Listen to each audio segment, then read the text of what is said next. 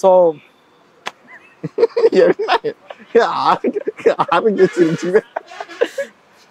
ஒரு ஃபன்னோட ஆரம்பிப்போன்றதுனாலதான் சிரிச்சு மகிழ்ச்சியோட ஆரம்பிக்கிறோம். வீடியோ ஃபுல்லா பார்க்க பண்ணதான் இருக்குது.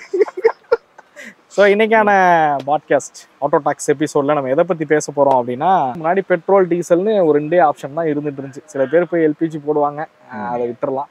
பட் இப்போ பார்த்தீங்கன்னா ஃபேக்டரி ஃபிட்டடாக சிஎன்ஜியாக இருக்கட்டும், ஈவியாக இருக்கட்டும், ஹைப்ரிடாக இருக்கட்டும், அண்ட் பெட்ரோல் டீசல் போனதுக்கப்புறம் பெட்ரோல், இப்போ இந்த 4த்துல எது வாங்குறது ஒரு பெட்டர் வேல்யூ ஃபார் மணியாக இருக்கும் அப்படிங்கிறதான் இன்னைக்கு நம்ம வந்து பேசக்கூடிய ஒரு டாப்பிக்காக இருந்துட்டு இருக்கு.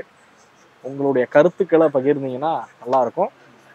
ஸோ இல்லை மார்க்கெட்டில் ஃபஸ்ட்டு வந்து சிரிக்காதீங்க, ஏங்க அவர் ஆரம்பிக்கிட்டு சீத்தா அப்படியே பேசுறது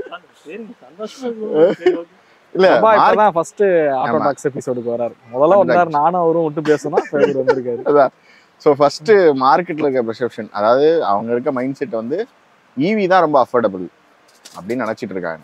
ரன்னிங் காஸ்ட் கம்மிங்கிறதுனால மேபி. ஸோ அது பெஸ்டா இல்லையாங்கிறத நம்ம ஒரு கால்குலேஷனு ப்ளஸ் அதோட ரீசேல் வேல்யூ அதை வச்சு நம்மளால மெஷர் பண்ண முடியும்னு நினைக்கிறேன் மேபி. ஸோ பட் ஆனால் உங்களோட ஒப்பீனியன் என்னங்கிறத சொன்னீங்கன்னா நல்லா இருக்கும். ஏன்னா அது mind set, common mind set எனக்கு தெரிஞ்சு அதுதான் இருக்கு. என்னோட மைண்ட் செட் எப்படி அப்படின்னா, என்னோட நீட்ஸை பொறுத்து தான் பெட்ரோலா, டீசலா, ஈவியா, ஹைபிரிட்ஸா அப்படின்றது இருக்கு. ஸோ எல்லாமே இருக்கலாம், ஆனால் இது மட்டும்தான் அப்படின்ற விஷயம் இருக்கக்கூடாது. பெட்ரோலுக்கும் டீசல் இருக்கணும், பெட்ரோலுக்கும் டீசல் இருக்கணும், ஹைபிரிட்ஸ் இருக்கணும், ஈவி இருக்கணும். அதில் மக்கள் சூஸ் பண்ணுறதுக்கு அவங்க தான் ஆப்ஷன் எடுக்கணுமே தவிர ஒரு கவர்மெண்ட்டோ மற்ற விஷயங்களும் சேர்ந்து எனக்கு இதுதான் அப்படின்றத கொடுக்கக்கூடாதுன்னு நினைப்பேன். ஈவிஸ் பொறுத்து நான் சொல்கிறேன். இப்போது பெட்ரோல் டீசல் அப்படின்னு வந்துட்டு இப்போ ஹைபிரிட்ஸ் வரும் அப்படின்னு வச்சுக்கோங்க. ஃபார் எக்ஸாம்பிள் நான் இன்னைக்கு தேதிக்கு என்னோட கால்குலேஷன் படி ஒரு 5 வருஷத்துக்கு நான் லோக்கல் சிட்டி ட்ராவல் மட்டும்தான் ஒரு நாளைக்கு டெய்லி வந்து நான் ஒரு 100 கிலோமீட்டர் ஓட்டுவேன். ஆனால் 5 வருஷத்துக்கு இது இப்படி தான் இருக்க போகுது அப்படின்ற பட்சத்தில் நான் போய் ஒரு பெட்ரோல் கார் இருக்கிறது தாராளமாக ஈவி போகலாம். லோக்கல் கம்யூனிட்டி டெஃபினட்டாக இதை விட அது பெனிஃபிட் பண்ணும்.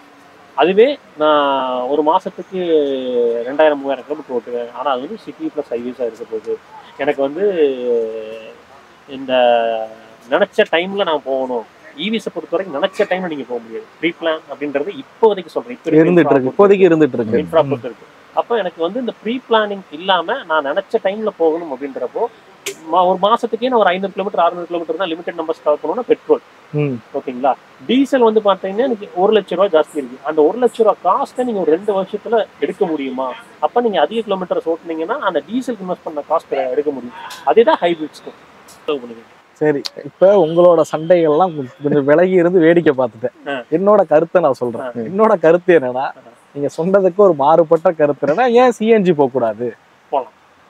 ஸோ சிஎன்ஜி பார்த்தீங்கன்னா ஒரு நார்மல் கார்ஸ், ஹைப்ரிட் அளவுக்கு ஒரு நார்மல் கார்ஸை விட விலை அதிகம் கிடையாது. நீங்க சொல்ற மாதிரி கிராண்ட் விட்டாரால பெட்ரோல் இருக்கு, கிராண்ட் விட்டாரால ஹைப்ரிட் இருக்கு, ஏன் கிராண்ட் விட்டாரால சிஎன்ஜி இருக்கு. 1 லட்ச ரூபா தான் கூட. பெட்ரோல் காரை விட 1 லட்ச ரூபா தான் கூட. நீங்க ஒன்றும் இல்லை, உதாரணத்துக்கு அந்த 1 லட்ச ரூபாய நீங்க ஈஸியா சிஎன்ஜியோட மைலேஜ்ல 1 இயர்லயே கூட எடுத்துடலாம். லாங் டேர்ம்ல ஒரு 4 லட்ச ரூபாய் இன்வெஸ்ட் பண்ணி நான் 4 வருஷம் ஓட்டி அந்த 4 லட்ச ரூபாய் எடுக்கிறேன்றதுக்கு இந்த 1 லட்ச ரூபாயை தூக்கி இன்வெஸ்ட் பண்ணீங்கன்னா 1 இயர்லயே அந்த காஸ்ட்டை எடுத்துட்டு போயிடலாம். பட் என்னன்னா, இங்க சிஎன்ஜில இருக்க மிகப்பெரிய பிரச்சனை என்னன்னு கேட்டீங்கன்னா, சிஎன்ஜி எவ்வளவு நாளைக்குன்றது யாருக்கும் தெரியாது. இப்ப ஃபியூச்சர்னா ஈவி தான் எல்லாரும் சொல்றாங்க. நான் அக்செப்ட் பண்ணி ஈவி தான் அப்படிங்க. சிஎன்ஜி போட்டப்ப சிஎன்ஜியோட காஸ்ட் எவ்வளவு இருந்துச்சு? நான் சிஎன்ஜி போட்டப்ப 72 ரூபா இருந்துச்சு. இப்போ 80 ரூபா ஆயிடுச்சு. சென்னையில போனா 90 ரூபா பக்கம் வந்துருச்சு. அப்போ இவ்வளவு வேரியேஷன் நடந்திருக்கு. இதேதான் பெட்ரோலில் நடக்குது. அப்ப இந்த சிஎன்ஜியோட காஸ்ட் 110 ரூபா 112 ரூபாய்க்கு கொண்டு போறதுக்கான நாட்கள் ரொம்ப தூரத்துல இல்ல. அப்படி போனாலுமே எனக்கு சிஎன்ஜி வில் பி டீசலுக்கு பதில் எனக்கு சிஎன்ஜி. டீசல் இன்ஜின் இல்லாத ஒரு இத சிஎன்ஜியால பூர்த்தி பண்ண முடியும். அதுல எனக்கு குறை இல்லை. ஆனா என்னன்னா, இப்ப நான் டீசல் இன்ஜின் போறேன் அப்படின்னா இல்ல பெட்ரோல் இன்ஜின் போறேன்னா அதுல இருக்கிற பவர் கம்பேர் பண்ணும்போது இதுல எனக்கு பவர் கம்ப்ரமைஸ் நான் ஏத்துக்கிட்டேன்னா எனிடே உங்களுக்கு சிஎன்ஜி தான் பெட்டரா இருக்கு. கண்டிப்பா. நீங்க வண்டி எடுக்கணும்னு சொல்லி பேசிட்டு இருந்தோம்னா ஒரு கால்குலேஷன் ஒரு ஹேட்ச் பேக்கோ இல்ல கிராஸ் ஓவர் எடுத்து 30+ கேபிங்கிறதுலாம் பைக் ஓட்டுற மாதிரி ஓட்டிட்டு. கண்டிப்பா. இப்ப நான் சிஎன்ஜி ரெகுலரா யூஸ் பண்றதை வச்சு நான் சொல்றேன். நான் சிஎன்ஜி காருக்கு ஃபிட் பண்ணதுக்கு அப்புறம் ஒரு என் 2 வீலரோட ஓட்டுறதை விட சிஎன்ஜி காரன் அதிகம். 2 வீலர் மாதிரி தான் என் காரை நான் ஓட்டிட்டு கொண்டுட்டு சுத்திட்டு இருக்கேன். பெட்ரோல் காரை கூட நான் எடுக்கிறதே கிடையாது. வெறும் சிஎன்ஜில தான் சுத்துறேன். சிஎன்ஜி வச்சிருக்க அந்த சாண்ட்ரோல தான் சுத்திட்டு இருக்கேன். ஏன்னா சாண்ட்ரோவை சிஎன்ஜி நான் ஆக்சுவலா நம்ம ரொம்ப காலத்துலேருந்து சிஎன்ஜி இருக்கு. சிஎன்ஜி பைக்ஸ் நம்ம பார்த்தது இல்லை பெருசா, இப்பதான் பார்க்க ஆரம்பிக்கும். அப்பெல்லாம் சிஎன்ஜி என்னன்னு தெரியாது. இவர் போட்டதுக்கு அப்புறம் தான் சிஎன்ஜி எக்ஸ்பீரியன்ஸ் எனக்கு ஃபர்ஸ்ட் டைமா கிடைக்குது. நீங்க ஃபிட் பண்ணதுக்கு அப்புறம் தான் கிடைக்குது. ஏன்னா நீங்க ஃபர்ஸ்ட் எல்பிஜி தான் ஃபிட் பண்ணலாம்னு ஒரு ஐடியா இருந்தீங்க. ஸோ அதுக்கப்புறம் சிஎன்ஜி ஃபிட் பண்ணாரு. ஸோ சிஎன்ஜி ஃபிட் பண்ணும்போது நாங்க அந்த சாண்ட்ரா ஓட்டும் போதே எங்களுக்கு வந்து போன வாட்டி நாங்க சென்னைக்கு 2 பேரும் ஒன்னா தான் போனோம். ஸோ போகும்போது நாங்கள் ரொம்ப சட்டிலா லீனியரா பவுடர் கொடுத்து ரொம்ப அழுத்தாம கொள்ளாம போனா அந்த வண்டி எங்களுக்கு எவ்வளவுனா 31 கிலோமீட்டர் மைலேஜ் கொடுத்துச்சு. 31 கிலோமீட்டர், அதாவது ஒரு 100 ரூபாய்க்கு, ஒரு 100 ரூபாய் கணக்கா இல்ல 100 ரூபாய் கணக்கு கூட கூடாது, 79 ரூபாய் 79 ரூபாய் 80 ரூபாய் கணக்கே 31 ரூபாய் கணக்கு பண்ணா ஆல்மோஸ்ட் ஒரு 35 கிலோமீட்டர் அது. 35 கிலோமீட்டர் கரெக்ட் இல்லையா? அப்போ இன்னொரு விஷயம் நான் கேட்கணும்னு நினைக்கிறது, எனக்கு அதுல ஐடியா இல்ல, நீங்க தெரிஞ்ச சொல்லுங்க. அதாவது எல்பிஜி வந்து பர்சனலா நான் சாண்ட்ரா ஓட்டிட்டு இருக்கேன். எனக்கு வந்து 12 கிலோமீட்டர் கிடைக்குது ஒரு கேஜிக்கு, கரெக்ட் இல்லைங்களா? எனக்கு இன்னைக்கு 84 ரூபாய் சில்லற வந்து எல்பிஜி வரும். அப்ப 82 ரூபாய்னா 82 ரூபாய்க்கு 12 கிலோமீட்டர் கிடைக்குது. அப்போ இன்னைக்கு எல்பிஜிஸ் அப்படின்றது வந்து பிரோஜனம் இல்லாம போகுது இல்ல? 100%ங்க. இப்ப இருக்க நிறைய எல்பிஜி யூசர்ஸ் சிஎன்ஜிக்கு மாறாங்க. ஆமா ஆமா, 90% எல்பிஜி யூசர்ஸ் இப்ப சிஎன்ஜிக்கு தான் மாறிட்டு இருக்காங்க. 19 எல்லாம் கிடைக்குதுன்னு சொல்றாங்க, அது ரியாலிட்டில கிடைக்குதா? எது எல்பிஜிக்கா? இல்ல, கிடைக்கிறது இல்ல. நான் சாண்ட்ரோக்கு போடும்போது எனக்கு சொன்ன மைலேஜ் எவ்வளோ அப்படின்னா 30% பெட்ரோலோட கம்மியா தான் மைலேஜ் கொடுக்கும் நான் எல்பிஜிக்கு. பட் எனக்கு அப்புறம் கணக்கு பண்ணி பார்க்கும்போது அதுக்கு சிஎன்ஜி தான் பெட்டர், சிஎன்ஜியே போயிடலாம்.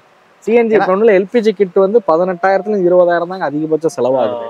ஆனா சிஎன்ஜி பாத்தீங்கன்னா ஒரு 40-50,000 செலவு பண்றாங்க. பட் அதை எடுத்துடலாம், 6 மாசத்துல அதை கண்டிப்பா எடுத்துடலாம். ஏன்னா சிஎன்ஜி நம்ம எல்பிஜியோட யூசர்ஸ்னு மெயினா பாக்குறவங்களே ஆட்டோ ஓட்டுறவங்க தான். ஆனா நீங்க ஆட்டோ ஓட்டுறவங்களே சிஎன்ஜிக்கு மாறிட்டாங்க எல்லாரும்.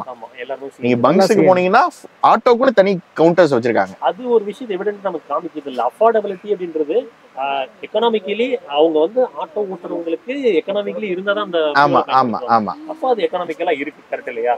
உண்மைதான். இப்ப நான் இந்த டாபிக் ஏன் சிஎன்ஜி பத்தி இந்த பேச ஆரம்பிச்சேன்னா, மக்கள் எல்லாரும் வந்து ஈவி தான் ரன்னிங் காஸ்ட் கம்மி அப்படிங்கிற ஒரு மைண்ட் செட்ல வந்து இப்போதைக்கு இருக்காங்க. எல்லா பொதுவாகவே யார்கிட்ட கேட்டாலும் நான் லோக்கல் தான் ஓட்ட போறேன், நான் ஏன் ஈவி போயிடக்கூடாது, நான் ஏன் ஈவி எடுத்துடக்கூடாதுன்னு ஈவியை பத்தி மட்டும்தான் எல்லாரும் பேசுறாங்க.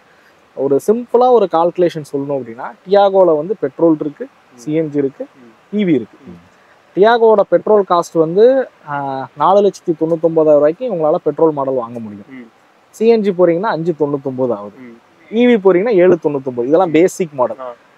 சிஎன்ஜியை விட ஈவி 2 லட்ச ரூபா விலை அதிகம், பெட்ரோலை விட சிஎன்ஜி 1 லட்ச ரூபா விலை அதிகம். பெட்ரோலுக்கு ஈவிக்கு எவ்வளவு டிஃபரன்ஸ்? பெட்ரோலுக்கும் ஈவிக்கும் 3 லட்ச ரூபா டிஃபரன்ஸ் வரும்.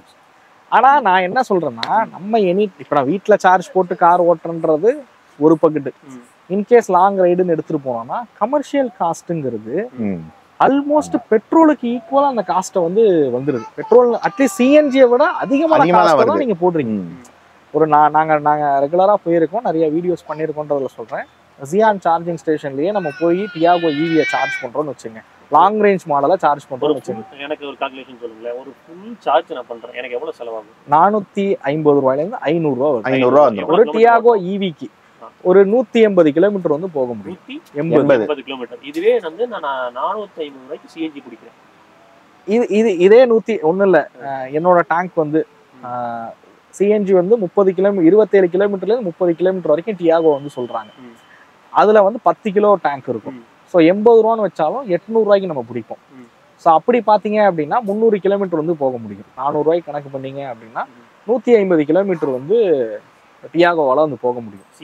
சிஎன்ஜில 400 ரூபாய்க்கு 150 கிலோமீட்டர் போகலாம், 180 கிலோமீட்டர் போகலாம். 30 கிலோமீட்டர் தான் கூட ஈவி. ஆனா இன்வெஸ்ட் பண்ற காஸ்ட்ங்கிறது அதிகம் இல்லை. இந்த 30 கிலோமீட்டரை மிச்சம் முடிச்சு 30 ரூபாயை மிச்சம் முடிச்சா எவ்வளவு நாள் ஆகும்? அததான் நான் கேட்கல. இல்ல கன்வென்ஷனல் வெஹிக்கிள்ங்கிறப்போ ஈவில லைஃப் டிகிரேட் ஆகிற ஒரு சிச்சுவேஷனும் இருக்குல்ல. இன்னொன்னுங்க, அதே மாதிரி ஸ்டேஷன்ஸ் அவைலபிலிட்டி முன்னைக்கு இப்ப பரவாயில்ல, இருந்தாலும் சில இடங்கள்ல ஒரு அரை மணி நேரம் இல்ல 1 மணி நேரம், இல்ல நம்ம கார் ஏறணும்னாலே ஒரு அரை மணி நேரம் வெயிட் பண்ணணும். போய் நிப்பாட்டினா 1/2 hour ஆகும். இல்ல அதுக்கு முன்னாடி ஸ்டேஷன்ல கார் நிக்குதுன்னா நம்ம 1 hour வெயிட் பண்ணணும். பட் அந்த பிரச்சனை சிஎன்ஜில இல்ல. நாங்க பெங்களூர் போறதுக்கு 12 மணி நேரம் ஆச்சுன்னு. அதே நான் பெட்ரோல் கார்லயோ சிஎன்ஜி கார்லயோ போயிருந்தேன்னா என்னால ஒரு 3 மணி நேரத்தை சேவ் பண்ணிருக்க முடியும். இப்ப டாடா டியாகோவோட கிளைம்டு ரேஞ்ச் என்னங்க? 315 கிலோமீட்டர் அவங்க சொல்றாங்க. பட் ரியல் டைம்ல 180 அவ்வளவுதான், 200 குள்ள கிடைக்கும். இதுதான் பிரச்சனையா பாக்குறேன். இப்போ அவங்க கிளைம் பண்ணியிருந்தா 311ல உங்களுக்கு அட்லீஸ்ட் 250 260 கிடைச்சிருந்ததுன்னா ஈவி உங்களுக்கு பெனிஃபிட்டா இருக்க வாய்ப்புகள் இருக்கு. இதுதான் இந்த கேப்பை தான் நான் வந்து என்ன நினைக்கிறேன்னா அந்த டெக்னாலஜியோட லேக் தான் நம்ம பாதிக்குது.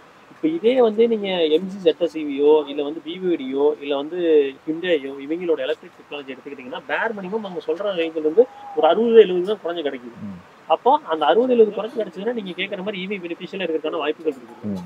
இன்னொன்று இந்த லாங்கிவிட்டியை பொறுத்து நீங்க பாக்குறப்போ நான் வந்து ரீசெண்டா எம்ஜி ZSEV 1,40,000 கிலோமீட்டர் ஓடுறதை பார்த்தேன். அது அந்த யூசரே சொல்லியிருக்காரு எனக்கு வந்து ரேஞ்சில எல்லாம் டிராப் இல்லை அப்படின்னு இருக்காரு.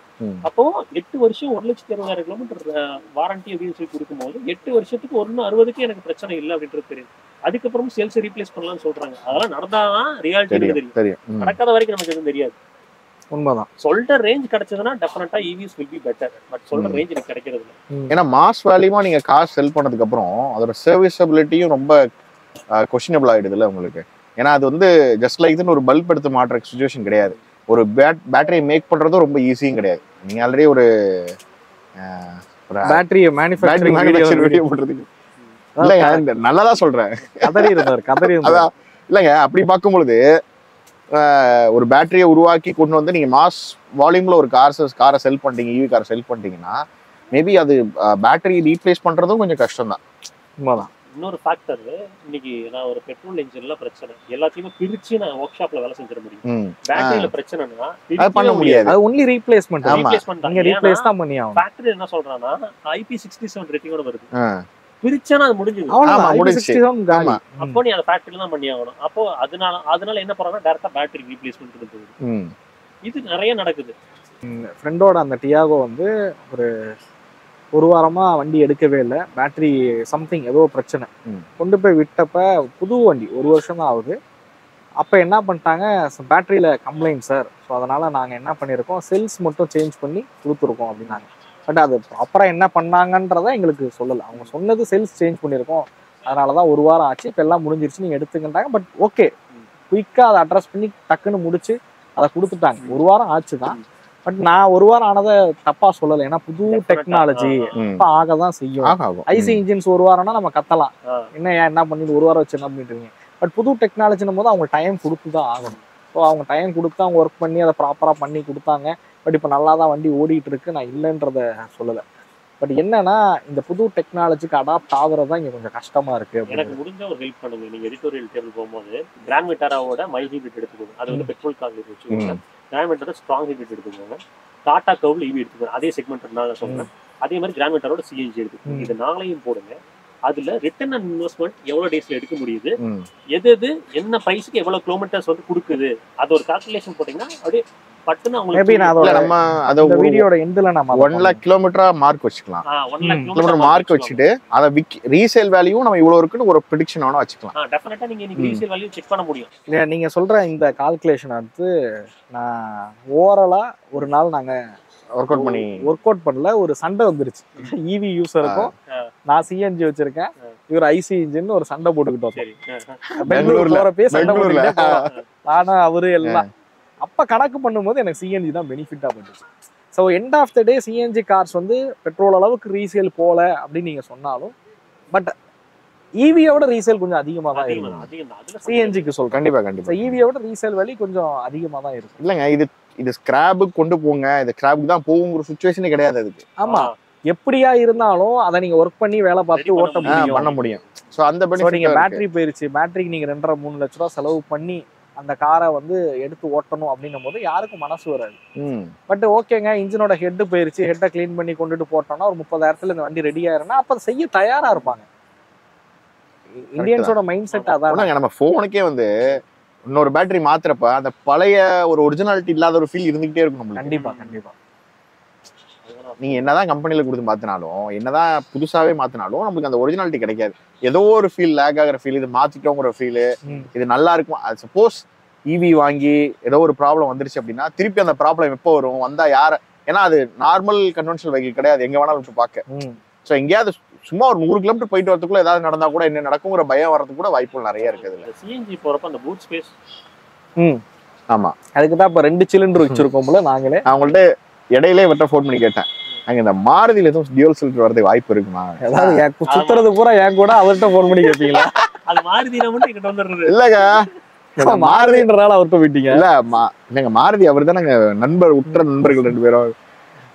மாருதியில இடையில ஏதோ பேசிட்டு இருக்கும்போது நீங்க தான் ஆர்என்டில யாரோ ஆக்சுவலா சொன்னது என்ன சொன்னாங்கன்னா எஸ்சிஎன்ஜின்னும் போது அது டூயல் சிலிண்டர் வரும். ஒன்னு வந்து டர்போ இல்ல, எஸ்சிஎன்ஜி வந்து ஆல்ரெடி இருக்கு. அவங்க வந்து ஒன்னு டர்போ சிஎன்ஜி வரும், இல்லைன்னா வந்து ஆட்டோமேட்டிக்ல சிஎன்ஜி வருது, ட்ரெஸ்ஸா ஆட்டோமேட்டிக்ல சிஎன்ஜி வருது அப்படின்னாங்க.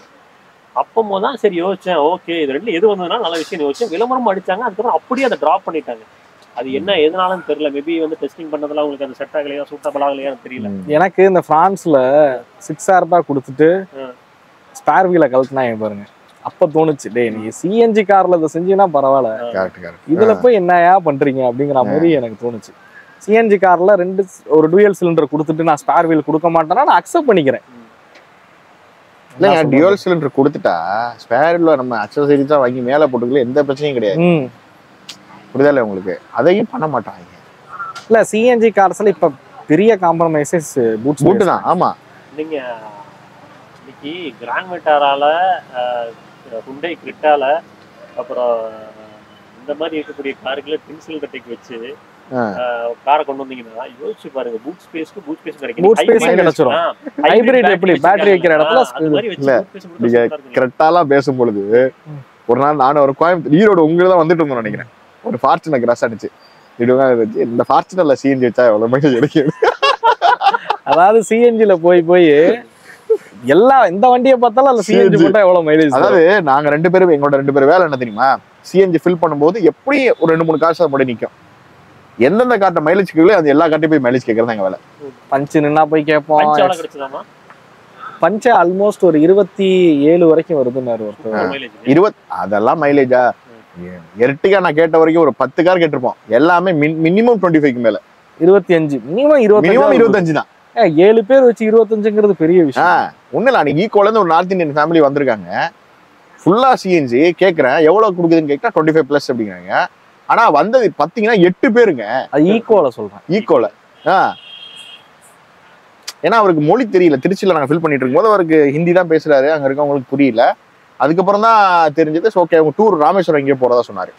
அப்ப கேட்டப்ப எவ்வளவு மைலேஜ் கொடுக்குதுன்னு கேட்டா 25+ அப்படின்னாரு. நான் அவர் தனியா வந்திருக்காருன்னு நினைச்சேன், பார்த்தா ஃபேமிலி 8+ மெம்பர்ஸ்.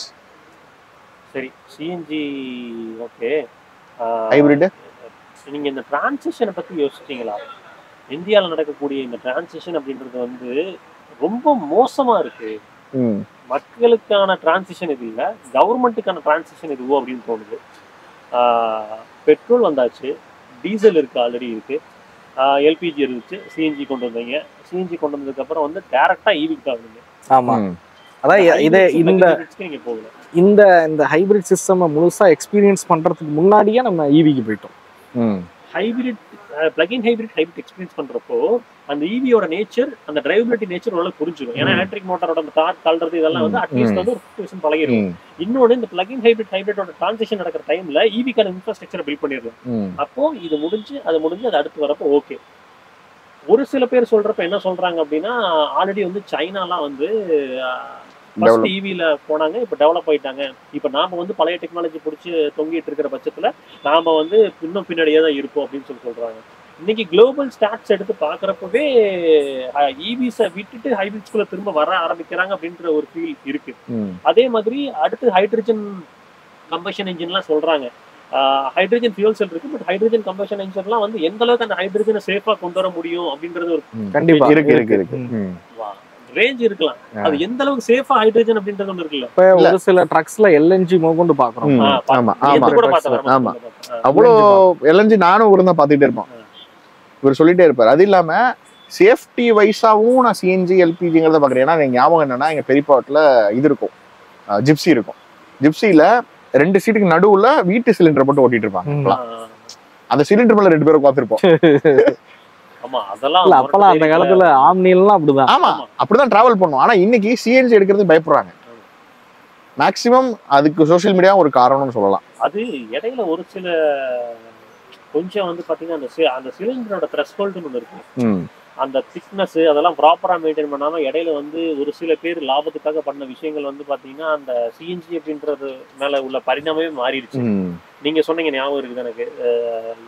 எல்பிஜி டேங்க்ல சிஎன்ஜி ஃபில் பண்ணி ஓட்டுறாங்க அப்படின்னு. அதாவது ரெட்ரோஃபிட்மெண்ட்ல எல்பிஜி டேங்கா, அப்ப டேங்கை மாற்ற வேணாங்க, அதுலேயே சிஎன்ஜி போட்டுடலாம் அப்படின்னு பண்றாங்க. அந்த 220 300 பார் ப்ரெஷர் அந்த டேங்க் தாங்குறது கிடையாது. இன்னொன்னுங்க, பெட்ரோலை விட ஒரு ஆபத்தான எரிபொருள் ஒண்ணு கிடையாது. நம்ம சிஎன்ஜியை பார்த்து பயப்படுறோம், பெட்ரோல் எவ்வளவு ஆபத்தானது. நீங்க பெட்ரோல் இப்போ 1 லிட்டர் பெட்ரோல் இங்க கொட்டிருச்சுன்னா நீங்க தூரத்துல இருந்து ஒரு ஃபயர் பண்ணா கூட அது இந்த இடத்துல எரியறதுக்கான வாய்ப்பு ரொம்ப. அப்படி பார்க்கும்போது சிஎன்ஜி உங்களுக்கு லீக் ஆனிச்சு அப்படின்னாலும் அது காத்தோட கலந்துரும் அவ்வளவு சீக்கிரம். லைட் வெயிட் கேஸ் வேற உங்களுக்கு.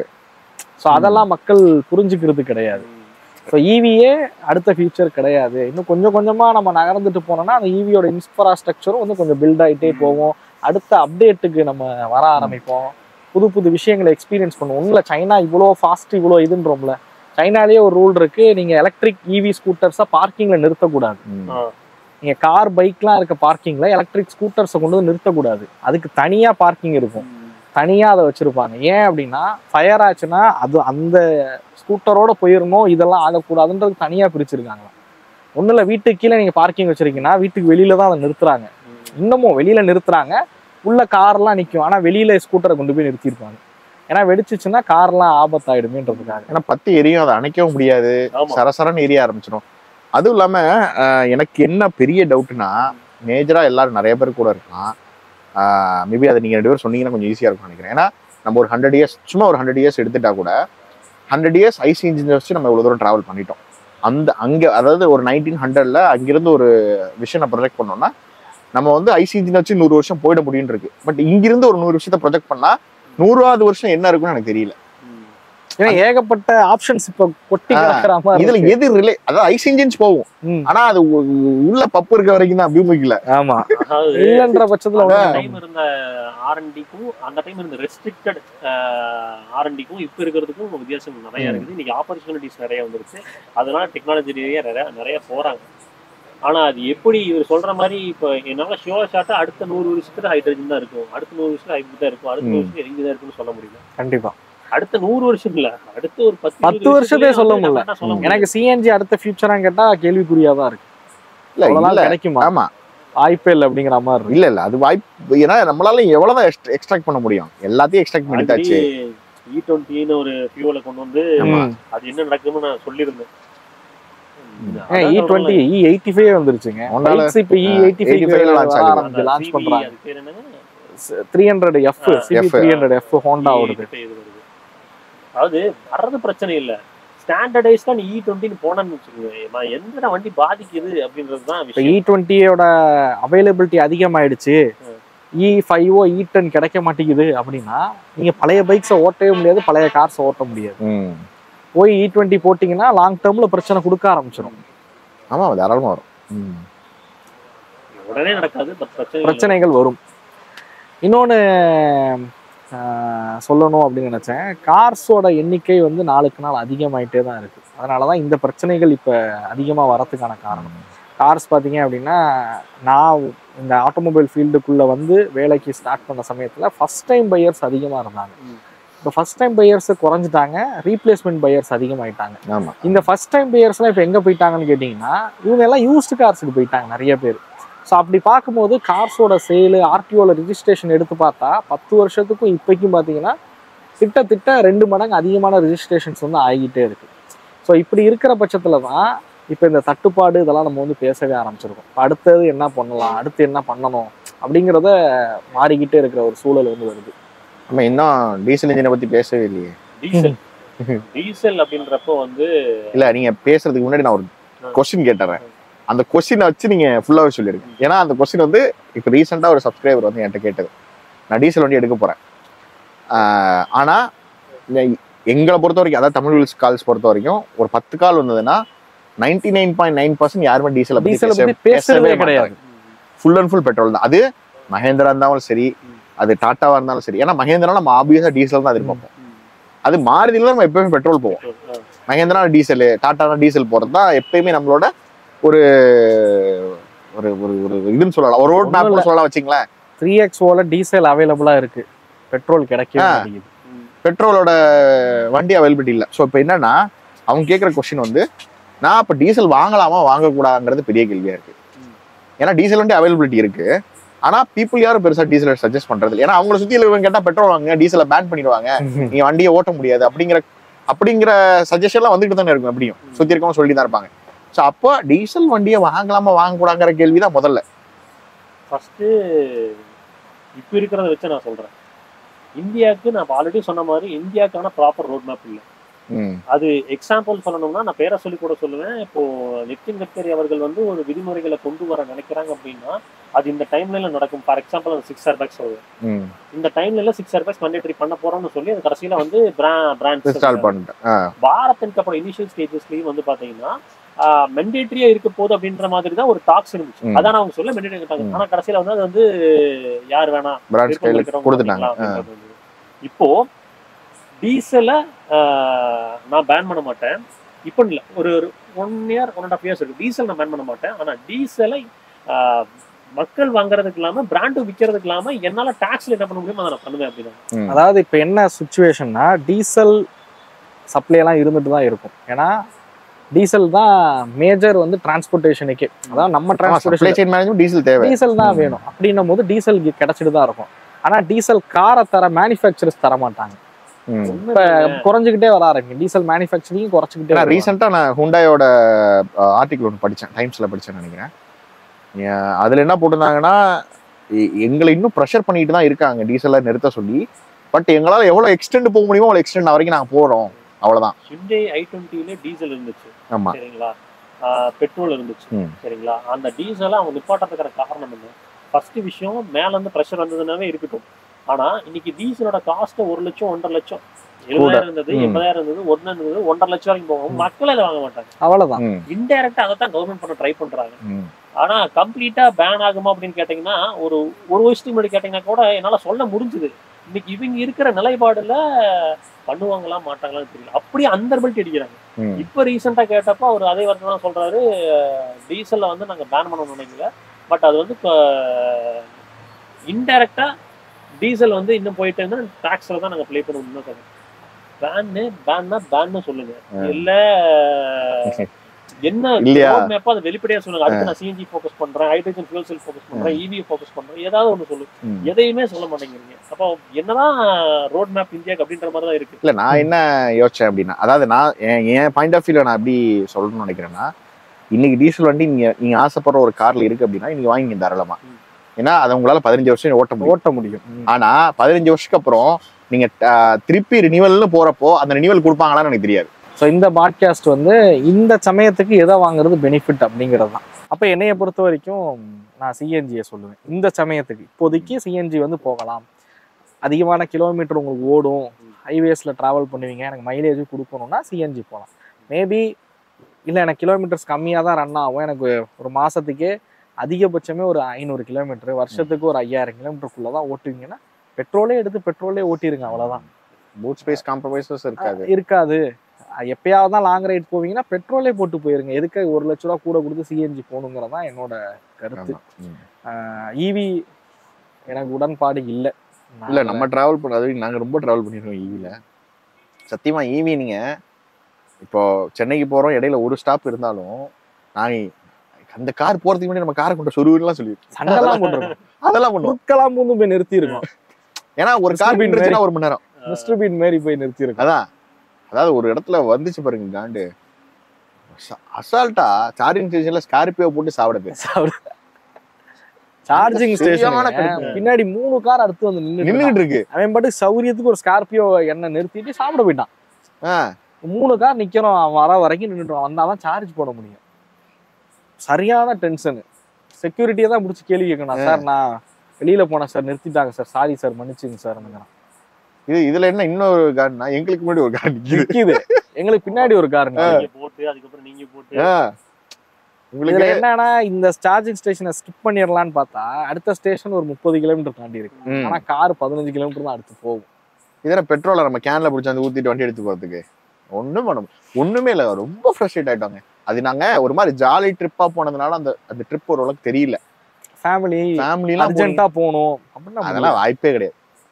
அப்படின்னா அப்படின்னா ஃபர்ஸ்ட் டைம் பையர்ஸ் என்னை பொறுத்த வரைக்கும் வாங்காதீங்க. பிரைமரி காசும் வாங்கக்கூடாது, பிரைமரியா அந்த காரை யூஸ் பண்ணி வாங்கக்கூடாது. செகண்டரி கார் சிட்டிக்குள்ள ஓட்டதான் போது அப்போ ஓகே போகலாம், ஓகே, பண்ணுங்க. ப்ராப்ளம் இல்லை. ஆனால் நம்ம ஒரு அயனிக் 5 ஒன்று பார்த்தோம்ல, அது சாப்பிட்டுட்டு இருந்தாங்க. அவங்க போனது வந்து கேரளா டு பெங்களூர்னு நினைக்கிறேன். ஆக்சுவலி அந்த ஜோன் தான் நினைக்கிறேன். ஒரே ஒரு ஸ்டாப். அது ஒன்ஸ் சார்ஜ் பண்ணா ஆல்மோஸ்ட் ஒரு 450 கிலோமீட்டர்ஸ் போயிருமா. ஸோ அப்படி நம்ம இப்போ எவ்வளோ இருக்குண்ணா. ஆனால் அதில் ஒரு ஆச்சரியம் என்னன்னா, சார் பில் எவ்வளோ சார் நீங்க சார்ஜிங் ஸ்டேஷன் பில் எவ்வளோ சார்ஜ் பண்ணீங்களா, எவ்வளோ பில்லு? 2100 ரூபா இருந்துச்சு அப்படிங்கிறாரு. எனக்கு ஷாக்கு, நான் பெட்ரோல் போட்டே போயிருவாரடா இதுக்கு. ஆக்சுவலி வண்டியோட காஸ்ட் கூடங்க. நீங்க அவ்வளோ காசு போட்டு வாங்கினாதான் நீங்க அவ்வளோ கம்ஃபர்டபுளா ஈவில போக முடியும். ஏன்னா நீங்க ஈவிங் இது அஃபோர்டபுளா எதிர்பார்க்கறாங்கல்ல, அதை பிரைமரியே காரை யூஸே பண்ண முடியாது. ஓகே, நீ வீட்ல சார்ஜ் போடுற வரைக்கும் தான். ஆமா, அதாவது எல்லாம் வீட்ல சார்ஜ் போடுற வரைக்கும் தான் இது. நீங்க சிட்டி யூஸ்க்கு வீட்ல சார்ஜ் போட்டு ஒரு ஆஃபீஸ்க்கோ கிளினிக்கோ ஸ்கூல்ல போய் பசங்களை டிராப் பண்ணலாம், இந்த மாதிரி பர்பஸுக்கு காரணம் அது ரைட், ஈவி வந்து போகலாம். பட் நான் இந்த காரை தான் லாங் ரைட்ஸ்க்கும் யூஸ் பண்ண போறேன்னா அப்போ சன்சைடு வாய்ப்பு இல்லைங்கிறது. அதாவது எங்கள் ஹோல் ட்ராவலில் ஒரே ஒரு பர்சன் மட்டும் நாங்கள் அன்பிளான்டாக கிளம்பி வந்தோம் அப்படின்னு சொன்னால் ஒரே ஒரு பர்சன் மீட் பண்ணோம். ZS-EVன்னு நினைக்கிறேன். ஆமாம், நாங்கள் பிளான் பண்ணல. அது என்னன்னா 2 பேர், ரெண்டு பசங்க. ஆனால் நான் பிளான் பண்ணல, சும்மா அப்படியே கிளம்பி வந்தோம் நாங்கள். பட் எல்லா நேரமும் அப்படி கிளம்ப முடியாது. ஓகே, ஸோ எங்களோட ஒப்பீனியன் தாட்ஸ் எல்லாத்தையுமே நாங்கள் ஷேர் பண்ணிட்டோம் அப்படின்னு நினைக்கிறேன். ஸோ இந்த வீடியோ உங்களுக்கும் பிடிச்சிருக்கும், உங்களுக்கும் ஒரு சில கருத்துக்கள் பயனுள்ளதாக இருந்திருக்கும் அப்படிங்கிறத நம்புகிறோம். ஸோ இந்த வீடியோவுக்கு GS அண்ட் பிரபாகருக்கு மிகப்பெரிய நன்றியை நான் தெரிவிச்சுக்கிறேன். அண்ட் இந்த லொக்கேஷன், ஸோ இது வந்து ஆக்சுவலாக பார்த்தீங்க அப்படின்னா லீ ரிவி அப்படின்னு சொல்லக்கூடிய ஒரு ரெஸ்டாரண்ட்டில் தான் நம்ம வந்து உட்காந்து பேசிகிட்டு இருக்கோம். தஞ்சாவூர் சைடு இருக்கீங்க அப்படின்ற பட்சத்தில் கண்டிப்பாக இந்த ரெஸ்டாரண்ட்டை வந்து விசிட் பண்ணுங்கள். நான் கூகுள் மேப்போட லொக்கேஷன்லாம் டிஸ்கிரிப்ஷனில் வந்து கொடுக்குறேன். மேபி நீங்கள் வந்து இந்த வெட்டிங் ஃபோட்டோஸ் எதாவது எடுக்கணும் அப்படின்னு நினைக்கிறீங்க, இல்லை ஒரு பர்த்டே பார்ட்டி கண்டக்ட் பண்ணணும் அப்படின்னாலும் இதுக்கு இங்கே வந்து ஸ்பேஸ் எல்லாமே வந்து இருக்குது. மேபி ஜஸ்ட் நீங்கள் ஒரு தடவை விசிட் பண்ணி பாருங்கள் அப்படின்னே சொல்லுவேன். அவங்களோட கான்டாக்ட் டீட்டெயில்ஸும் நான் டிஸ்கிரிப்ஷன்லையும் கொடுக்குறேன், டிஸ்பிளே ஷோவும் மறக்காமல் ட்ரை பண்ணுங்கள். அண்ட் இந்த வீடியோவுக்கு பிரபாகரன் கௌரி சங்கர் பிரபுவுக்கும் மிகப்பெரிய நன்றியை நான் தெரிவிச்சுக்கிறேன். அடுத்த வீடியோவில் சந்திக்கும் முன்னாடி தமிழ் வீல்ஸ் மணிகண்டன். நன்றி, வணக்கம். ஸோ இந்த பாட்காஸ்ட்டில் வந்து நீங்கள் பார்த்துருப்பீங்க, உங்களோட பணத்தை எந்த ஃபியூல் டைப் கார்ஸில் இன்வெஸ்ட் பண்ணால் உங்களுக்கு வந்து அது சேவிங்ஸ் ஜாஸ்தி இருக்கும் அப்படின்னு. ஸோ நாங்களே அதில் வந்து டிஸ்கஸ் பண்ணுவோம் சொல்லியிருந்தோம். ஈவியில் வந்து நிறைய இன்வெஸ்ட் பண்ணால் நீங்கள் வந்து ரிட்டர்ன்ஸ் எடுக்கலாம் அப்படிங்கிற மாதிரி நிறைய பேர் நினச்சிட்டு இருக்காங்க அப்படிங்கிற மாதிரி சொல்லியிருந்தோம். ஸோ அதை எப்படி எந்தெந்த ஃபியூல் டைப்பில் என்னென்ன சேவிங்ஸ் இருக்குது, எந்தெந்த மாதிரி டைப் ஆஃப் சேவிங்ஸ், எந்தெந்த மாதிரி டிப்ரிஷியேஷன் இருக்குது அப்படிங்கிறத நானும் மணிகண்டன் ப்ரோ ப்ளஸ் எல்லாரும் டீம்லாம் சேர்ந்து ஒரு கேல்குலேஷன் ஒன்று ஒர்க் அவுட் பண்ணியிருக்கோம். ஸோ அதை நான் வந்து உங்களுக்கு காட்டுறேன். ஸோ ஸ்க்ரீன்லேயும் உங்களுக்கு வரும். ஸோ அதை வச்சு நீங்கள் வந்து எதில் இன்வெஸ்ட் பண்ணால் உங்களுக்கு பெஸ்ட்டான ஒரு சேவிங்ஸ் கிடைக்கும் அப்படிங்கிறத நீங்கள் வந்து புரிஞ்சிக்க முடியும். ஸோ இதில் வெஹிக்கிள் பார்த்தீங்கன்னா நம்ம எடுத்து வந்து டியாகோ தான் எடுத்துக்கிட்டோம். ஏன் டியாகோ, நிறைய கார்ஸ் வந்து இருக்குது, ஈவியில் நிறைய இருக்குது, பெட்ரோல் நிறைய இருக்குது, சிஎன்ஜி நிறைய இருக்குது. ஏன் டியாகோ எடுத்துக்கிட்டோம் அப்படின்னா டியாகோவில் 3மே இருக்குது. நம்மள்ட்ட பெட்ரோல் இருக்குது, சிஎன்ஜி இருக்குது, ஈவி 3மே இருக்குது. ஸோ அதனால் நம்மளுக்கு கம்பேர் பண்ணி புரிஞ்சுக்கிறதுக்கு ரொம்ப ஈஸியாக இருக்கும். ஸோ முதல்ல வந்து நம்ம வந்து பெட்ரோல், சிஎன்ஜி, ஈவி அப்படிங்கிற ஒரு ஃபார்மெட்டில் தான் ஒர்க் பண்ணியிருக்கோம். ஸோ முதல்ல அதோட எக்ஸ்ஷோரூம் ப்ரைஸ் பார்த்தீங்க அப்படின்னா பெட்ரோலை வந்து நீங்கள் 4.99 lakhs. எக்ஸ்ஷோரூம்ங்கிறது நான் என்ன சொல்கிறேன் வரேன்னா இது ஆன் ரோட் காஸ்ட் கிடையாது. ஏன்னா டாக்ஸேஷன் நீங்கள் ஆன் ரோடில் வந்து இருக்க டேக்ஸ், ரோட் டேக்ஸ் அதெல்லாம் வந்து இன்சூரன்ஸ் எதையுமே இன்க்ளூட் பண்ணல. ஜஸ்ட் நாங்கள் ஒர்க் அவுட் பண்ண காஸ்ட் எல்லாமே எக்ஸ்ஷோரூம் வச்சு தான். ஸோ இந்த கேல்குலேஷன் எல்லாத்துக்கும் முன்னாடி நான் சொல்ல வேண்டிய விஷயம் என்னென்னா, இந்த கேல்குலேஷனுங்கிறது ரொம்ப ரஃப்பான, ரொம்ப ரொம்ப ரொம்ப ரஃப் கிடையாது. ப்ளஸ் ஒரு ரொம்ப அக்யூரேட்டான நம்பர்ஸ் கிடையாது. ஸோ இன்னும் நான் டைட் பண்ணேன் அப்படின்னா இன்னும் நிறையா விஷயங்களை நான் வந்து டிப்ரிஷியேட் பண்ணுற மாதிரி இருக்கும். பட் ஒரு பெட்டர் அண்டர்ஸ்டாண்டிங் கிடைக்கிறதுக்காக இந்த கால்குலேஷன் நாங்கள் ஒர்க் அவுட் பண்ணியிருக்கோம். ஸோ இதில் எக்ஸ்ஷோரூம் காஸ்ட் அப்படின்னு பார்த்தீங்க அப்படின்னா பெட்ரோலோடது 4.99 lakhs. ஸோ பேசிக் மாடல் தான் இங்கே எடுத்திருக்கோம். சிஎன்ஜியோட பேசிக் பார்த்தீங்கன்னா 5.99 lakhs. ஸோ டியாகோ ஈவியோட மிட் ரேஞ்ச் எடுத்திருக்கோம். மிட் ரேஞ்சோட விலை எவ்வளோன்னு பார்த்தீங்கன்னா 7.99 lakhs. ஸோ இதுதான் இந்த நம்ம எடுத்திருக்க நீ கம்பேர் பண்ண போகிற வேரியன்ஸோட காஸ்ட். ஸோ இதோட ஆவரேஜ் மைலேஜ் அப்படிங்கிறது 16 கிலோமீட்டர் நாங்கள் வச்சிருக்கிறது. ஆனால் ஆக்சுவல் மைலேஜ் 20 கிலோமீட்டர். ஸோ 20 கிலோமீட்டருங்கிறது கம்பெனி 20 கிலோமீட்டர் இந்த கார் கொடுக்குன்னு சொல்லிட்டாங்க. இருந்தாலும் நம்மளுக்கு ரியல் டைமாக எப்பயுமே கம்மியாக தான் கிடைக்கும். ஸோ அதனால 3 வேரியன்ஸுக்குமே நாங்கள் என்ன பண்ணியிருக்கோம்னா 20% டிப்ரிஷியேட் பண்ணியிருக்கோம். ஸோ 20% அவங்க சொல்கிற மைலேஜோட கம்மியாக தான் கொடுக்குங்கிற மாதிரி கேல்குலேட் பண்ணியிருக்கோம்.